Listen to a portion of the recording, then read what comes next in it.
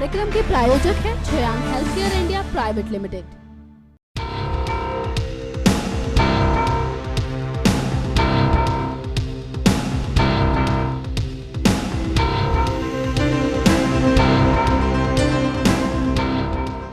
सियासत और फिल्मी दुनिया का रिश्ता काफी पुराना है। बॉलीवुड के तमाम बड़े कलाकारों ने समय समय पर फिल्मों के साथ ही राजनीति के मैदान में भी अपने हाथ आजमाए, लेकिन कुछ ऐसे भी फिल्मी सितारे हैं जिन्होंने राजनीति को ही अपना करियर बनाया। इन्हीं में से एक हैं तमिलनाडु की मुख्यमंत्री जयललिता। ये तो भारतीय राजनीति में तमाम ऐसी महिलाएं हैं जिन्होंने सियासत में अपनी चतुरता और जज्बे का लोहा मनवाया। इन्हीं महिला राजनेताओं में जयललिता ने सियासी जमीन पर अपनी जबरदस्त पकड़ बनाई। जयललिता ने वर्तमान समय में तीसरी बार सीएम के तौर पर सूबे की कमान संभाल रखी है। नमस्कार, मैं हूं गायत्री गुप्ता, लेकर हाजिर हूं एक बार फिर से अपना खास कार्यक्रम पब्लिक फेस। इस प्रोग्राम में आज हम बात करेंगे मुख्यमंत्री जयललिता के बारे में। दक्षिण फिल्मों की सफल अभिनेत्री के तौर पर अपने अभिनय का जलवा बिखेरने वाली जयललिता राजनीति में एक खासा मुकाम बना चुकी हैं। शिक्षा, एक्टिंग और राजनीति में अपने नाम का लोहा मनवाने वाली जयललिता को एक प्रभावी और आत्मनिर्भर महिला के तौर पर माना जाता है। तो चलिए डालते हैं एक नजर जयललिता के सियासी।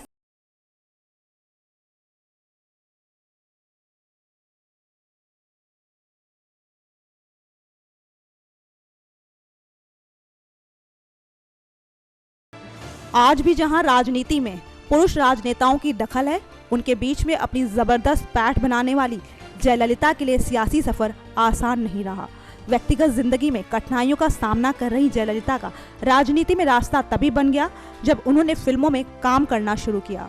दरअसल उनका राजनीति में आगमन फिल्मों में उनके साथी कलाकार तमिलनाडु के पूर्व मुख्यमंत्री और अन्ना द्रमुक के संस्थापक रामचंद्रन के कारण हुआ। साल 1982 में जयललिता ने AIADMK की सदस्यता ली और पहली बार राजनीति की चौखट पर कदम रखा। साल 1983 में जयललिता की नियुक्ति पार्टी के प्रचार सचिव के रूप में हुई। इसके बाद साल 1984 में जयललिता राज्यसभा की सदस्य भी निर्वाचित हुई।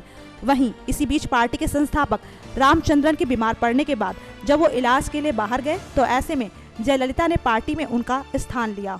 उन्होंने कांग्रेस गठबंधन वाली AIADMK की अध्यक्षता की, लेकिन साल 1987 में जब रामचंद्रन की मौत हो गई तो उनकी पार्टी दो खेमों में बंट गई। इस दौरान जयललिता को पार्टी में अपने अस्तित्व के लिए काफी जद्दोजहद करनी पड़ी। एक धड़े की नेता MGR की विधवा जानकी रामचंद्रन थी और दूसरे की जयललिता। जयललिता रामचंद्रन की करीबी थी और उन्होंने खुद को रामचंद्रन की विरासत का उत्तराधिकारी घोषित कर दिया था। जयललिता का खेमा ये कहता रहा कि साल 1989 में DMK के एक मंत्री ने विधानसभा में उनके साथ बुरा व्यवहार किया, जिसके बाद उन्होंने कसम खा ली थी कि वो विधानसभा मुख्यमंत्री बनकर ही लौटेंगी। इस हंगामे के बाद से जयललिता के विरोध की धुरी करुणानिधि हो गए थे, लेकिन इन्हीं कठिनाइयों के बीच पार्टी महासचिव होने के नाते वो साल 1989 में तमिलनाडु के निर्वाचन क्षेत्र बोदी नायकनूर से राज्य विधानसभा चुनावों के लिए खड़ी हुई। इन चुनावों में जयललिता ने अपनी राजनीतिक कुशलता का लोहा मनवाया और वो राज्यसभा विधानसभा की पहली नेता विपक्ष बनी। इसी साल उनकी पार्टी ने राज्य विधानसभा में 27 सीटें जीती। साल 1991 में पूर्व प्रधानमंत्री राजीव गांधी की हत्या के बाद सांत्वना के तौर पर पूरे भारत में कांग्रेस गठबंधन सरकार ने बहुत अच्छा प्रदर्शन किया। इन चुनावों में जयललिता ने भी भारी अंतर के साथ जीत दर्ज की। इन चुनावों के बाद वो 24 जून 1991 से मई तक राज्य की मुख्यमंत्री भी बनाई गई। आज अम्मा के नाम से पुकारी जाने वाली जयललिता ने अपने कार्यकाल के दौरान ऐसे काम किए जिन्होंने आम लोगों के दिलों में जगह बनाने में उनकी सहायता की। जैसा कि साल 1992 में उनकी सरकार ने बालिकाओं की रक्षा के लिए क्रैडल बेबी स्कीम शुरू की ताकि अनाथ बच्चों को खुशहाल जीवन मिल सके। इसी साल राज्य में पुलिस थाने भी खोले गए जिसमें केवल महिलाएं ही तैनात थी। लेकिन साल 1996 में अपने मंत्रियों के भ्रष्टाचार के चलते उनकी पार्टी को चुनाव में हार का सामना करना पड़ा। हालांकि कोर्ट से सजा और करप्शन मामलों में आरोप लगने के बाद भी साल 2001 में जयललिता एक बार फिर से सीएम बनने में कामयाब रहीं।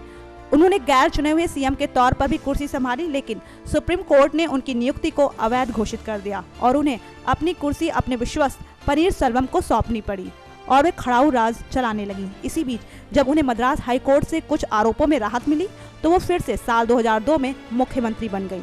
साल 2011 में जब 11 दलों के गठबंधन ने विधानसभा में बहुमत हासिल किया तो वो फिर से राज्य के तीसरे सीएम के पद पर काबिज हुई। जयललिता ने 16 मई 2011 को सीएम पद की शपथ ली और तब से लेकर अब तक वो सूबे की सीएम हैं। अपने इस कार्यकाल के दौरान उन्होंने कई ऐसे कार्य किए जो बेहद ही सुर्खियों में रहे, जैसे अम्मा कैंटीन, अम्मा मोबाइल फ़ोन, अम्मा मिनरल वाटर और अम्मा सीड्स।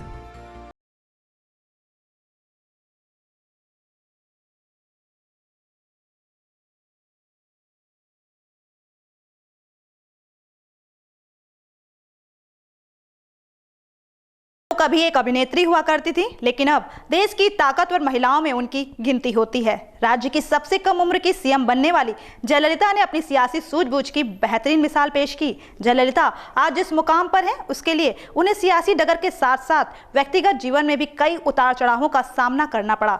आयरन लेडी के नाम से प्रसिद्ध जयललिता को अपने निजी जीवन में कई चुनौतियों का सामना करना पड़ा। तो चलिए एक नजर डालते हैं जयललिता के व्यक्तिगत जीवन पर।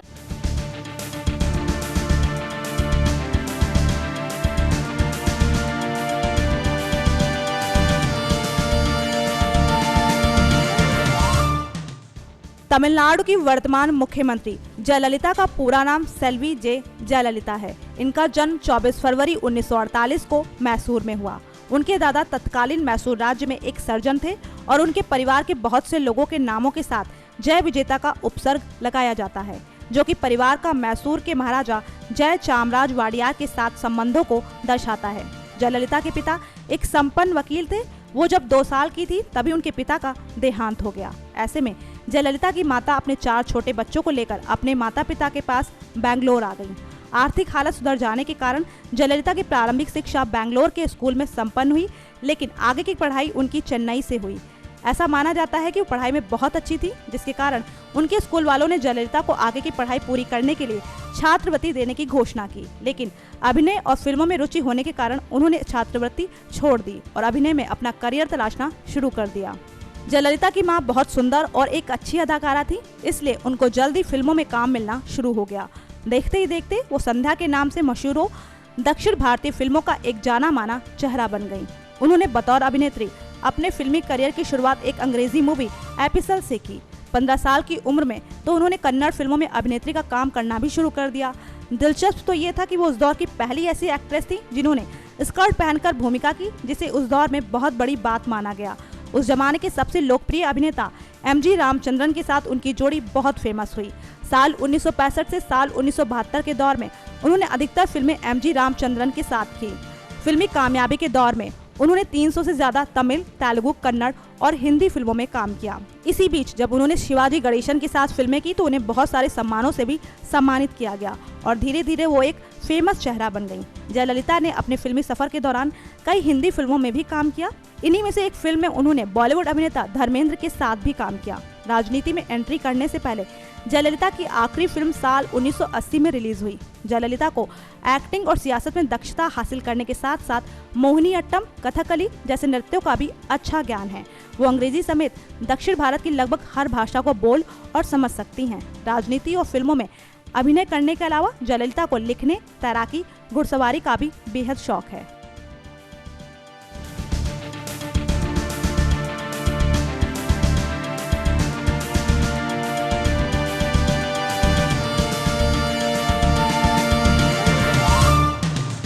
अम्मा के नाम से पुकारी जाने वाली जयललिता का विवादों से नाता उनके पहले कार्यकाल से ही शुरू हो गया था। 4 दशक के अपने सियासी सफर में जयललिता को तमाम तरह के आरोपों का सामना करना पड़ा। आय से अधिक संपत्ति से लेकर भूमि घोटाले का आरोप झेलने वाली जयललिता को कई सम्मानों से भी नवाजा जा चुका है। ताउम्र शादी न करने का निश्चय करने वाली जयललिता से और जुड़े क्या रहे विवाद और किन किन सम्मानों से उन्हें सम्मानित किया गया, चलिए दिखाते हैं।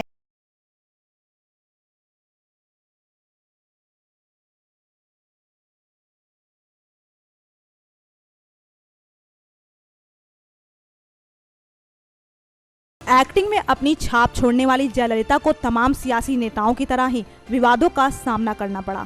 सबसे पहले सामना उन्हें अपने पहले कार्यकाल के दौरान ही करना पड़ा, जब उन पर भूमि घोटाले और आय से अधिक संपत्ति रखने जैसे गंभीर आरोप लगे। तमिलनाडु के मुख्यमंत्री जयंती जयललिता पर आरोप है कि उन्होंने 90 के दशक में अपने कार्यकाल में आय से अधिक संपत्ति जमा कर रखी थी। सुब्रमण्यम स्वामी ने चेन्नई की अदालत में साल 1996 में एक शिकायत दर्ज कराई। इस मामले पर जांच चलती रही, लेकिन साल 2010 में आय से अधिक संपत्ति का मामला गंभीर तरीके से शुरू हुआ। हालांकि साल 2015 में आखिरकार उन्हें कर्नाटक उच्च न्यायालय ने 19 साल पुराने आय से अधिक संपत्ति के मामले में बरी कर दिया। वहीं मुख्यमंत्री के पद के दूसरे कार्यकाल के दौरान साल 2011 में जयललिता को अवैध तरीके से सरकारी जमीन हथियाने के चलते 5 साल के कारावास की सजा सुनाई गई। इस सजा के विरोध में जयललिता ने सुप्रीम कोर्ट में याचिका दायर की। सुप्रीम कोर्ट के निर्देशानुसार कोई ऐसा व्यक्ति जिसके खिलाफ किसी भी अदालत में आपराधिक मामला चल रहा हो और जिसे 2 साल से अधिक की सजा सुनाई जा चुकी हो, वो मुख्यमंत्री पद के लिए योग्य नहीं होता। ऐसे में न्यायिक प्रक्रिया के अनुसार जयललिता के खिलाफ किस अधिकार से रिट जारी किया गया। परिणाम स्वरूप जयललिता को अपना पद छोड़ना पड़ा।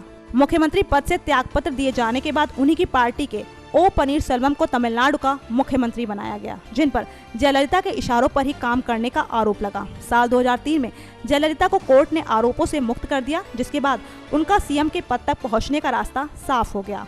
मध्यावधि चुनावों में जयललिता बहुत बड़े अंतर से चुनाव जीत गईं और तीसरी बार तमिलनाडु की मुख्यमंत्री बनी। साथ ही कोर्ट ने उन्हें पहले कार्यकाल से चलते आ रहे आरोपों से भी साल 2011 में बरी कर दिया। वहीं जयललिता को दिए सम्मानों की बात करें तो साल 1972 में तमिलनाडु सरकार की तरफ से जयललिता को कलाई ममानी अवार्ड दिया गया। साल 1991 में मद्रास यूनिवर्सिटी ने भी जयललिता को डॉक्टरेट की उपाधि दी। साथ ही साल 1992 में doctor MGR university of medical science की तरफ से जयललिता को डॉक्टरेट की उपाधि से सम्मानित किया गया।